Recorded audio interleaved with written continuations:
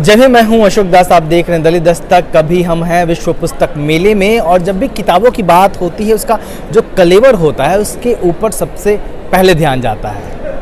कलेवरों की एक अलग दुनिया होती है।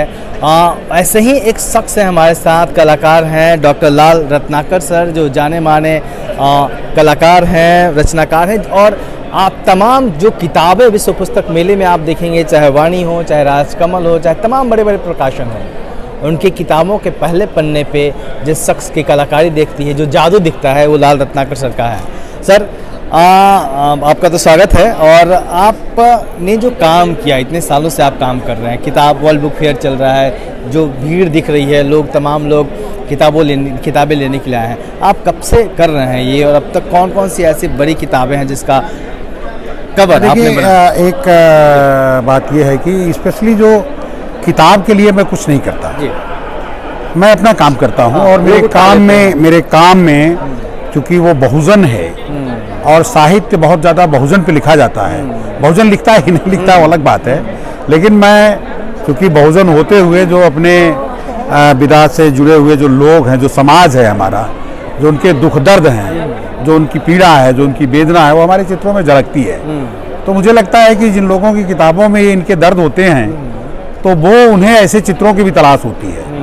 तो शुरुआत की थी, सबसे पहले जिन्होंने शुरुआत की थी वो इसमें राजकमल कहना चाहिए उनको कहीं से, फिर वो वाणी, फिर ज्ञानपीठ, और न जाने कितने अनाम लोग जिन्होंने भी हमसे मांगा, हमने सबको फ्री कर दिया कि आप छापिए, बहुत सारे लोग। तो वो जो चित्र हैं वो बेसिकली मेहनत कश लोग हैं, श्रम करने वाले लोग हैं, और उसमें जो जिनकी संख्या ज़्यादा है वो है महिलाएं। हम इस तरह से उनको कहते हैं कि आधी आबादी भी है।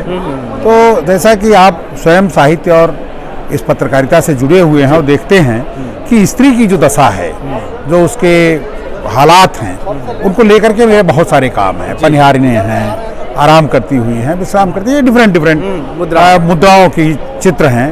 तो इन्हीं सारी चित्रों को लोगों ने विभिन्न किताबों पे, बड़े बड़े अच्छे राइटर्स, कई लोग तो ऐसे, चित्रा मुदगल ने अपने प्रकाशक को कहा कि आप मेरे किताब के आवरण पे केवल रत्नाकर के चित्र लगाओगे। तो ऐसे तमाम लोग हैं। बात है। एग्जैक्टली हंस या और बहुत सारी ऐसी मैगजीन जो हमारे चित्रों को लेती रहती हैं और वो उस पर काम करते रहते हैं। वो कौन कौन सी किताबें आपको याद आ रही हैं जिसके कवर पेज पे आपके कलाकारी को लिया गया है, आपके चित्रों को लिया गया है? अब इतने नाम है उसमें कि मुझे तो, अब जैसे रेत है, वो किसका है, मधु काकरिया का है, नागार्जुन का है, बड़े पुराने लोगों को लेकर के। ऐसे ही फणीश्वर नाथ रेणु का कुछ है, प्रेमचंद का है, तमाम ऐसे लोगों की किताबों पर मेरे ऐसे आवरण, जिनमें किसान है, जिनमें मजदूर है, जिनमें मेहनत कश लोग हैं, उस तरह के जो चित्र हैं उनको उस पर उन्होंने लगाया है। और ये सर, ये अगर चित्र देखें जो सर ने बनाए हैं, तो ये आप इन तस्वीरों को देख सकते हैं, और सर कितने उम्दा कलाकार हैं उसका अंदाज़ा लगा सकते हैं। ये आधी आबादी और मेरे चित्र, ये आपने वो दिया है ना, कैटलॉग है मेरा। कभी जहांगीर में मेरा एक शो हुआ था, उसके लिए कैटलॉग बनाया था। ये तो शानदार। सर ये आपने महिलाओं को ही क्यों चुना? मैं दिखाते हाँ, ये एक बड़ा मतलब ऐसा सवाल आपने किया जो आमतौर पे लोग पूछते ही रहते हैं। देखिए, जो अभिव्यक्ति का केंद्र है वो, उसके लिए कोई ना कोई एक आधार लेना पड़ता है।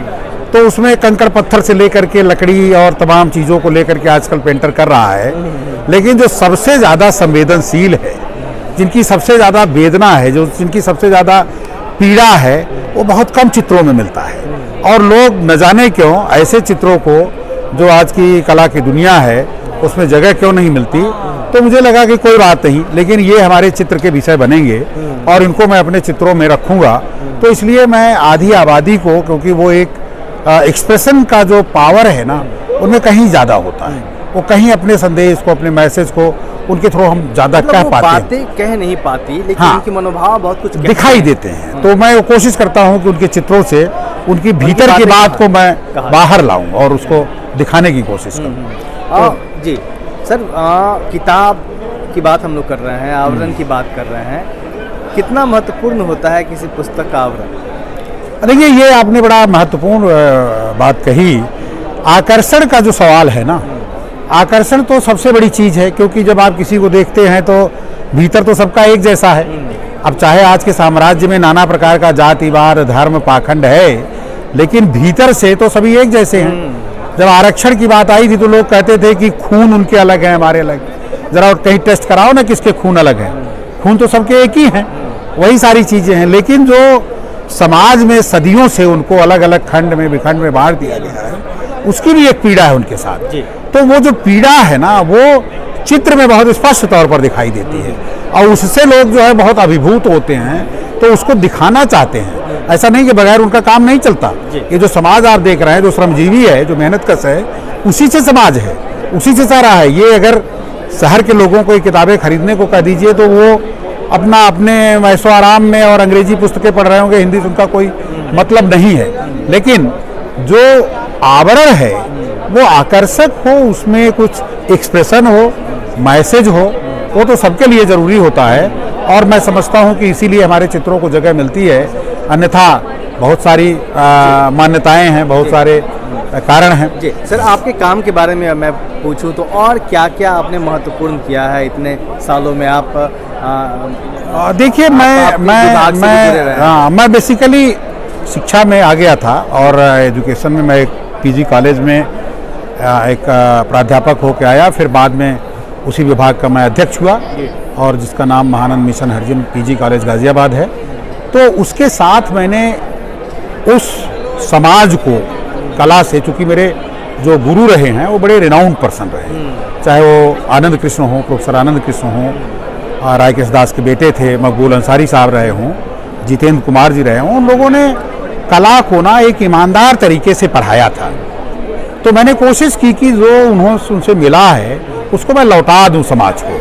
तो अपने विद्यार्थियों को मैं इस काम में बहुत उनके साथ परिश्रम किया, और मैं ये कह सकता हूँ कि मैंने ऐसे विद्यार्थी बनाए हैं जो पूरी दुनिया में अपनी पहचान रखते हैं। देश में तो रखते ही रखते हैं, कई ऐसे हैं जो दूसरे देशों में भी वो गए हैं और बहुत अच्छा काम कर रहे हैं। तो जो मूलभूत कला की, जो कि हम लोग गांव से आते हैं, और गांव गिराव में वैसे भी चीज़ों को इग्नोर किया जाता है, वहाँ की लोक कलाओं को भी आजकल लोग खा जा रहे हैं। तो एक और बात मैं आपको यहाँ बड़ी महत्वपूर्ण आपसे शेयर करूँगा कि एक कला जो थी ना, वो शास्त्रों में जो लिखा है वो बहुत ही उसका एक पवित्र जगह होती थी। लेकिन अभी थोड़े दिनों से आप देखेंगे तो जहाँ पेशाब घर है वहाँ भी चित्र बने हैं, जहाँ लोग थूक रहे हैं वहाँ भी चित्र बना दिया है। तो उससे हुआ क्या है कि लोग थूके ना इसलिए चित्र बना या थूके ना इसलिए चित्र बना दिया। तो इसलिए तमाम सड़कों पर जो बड़े बड़े पेंटर जो गैलरियों के विषय हुआ करते थे, ड्राइंग रूम के हिस्से होते थे, अब वो चौराहों पे आ गए हैं, सड़कों पे आ गए हैं। क्योंकि वो कलाकार तो होता नहीं, क्राफ्टमैन होता है, वो चित्र लिया और उसी को कॉपी कर दिया।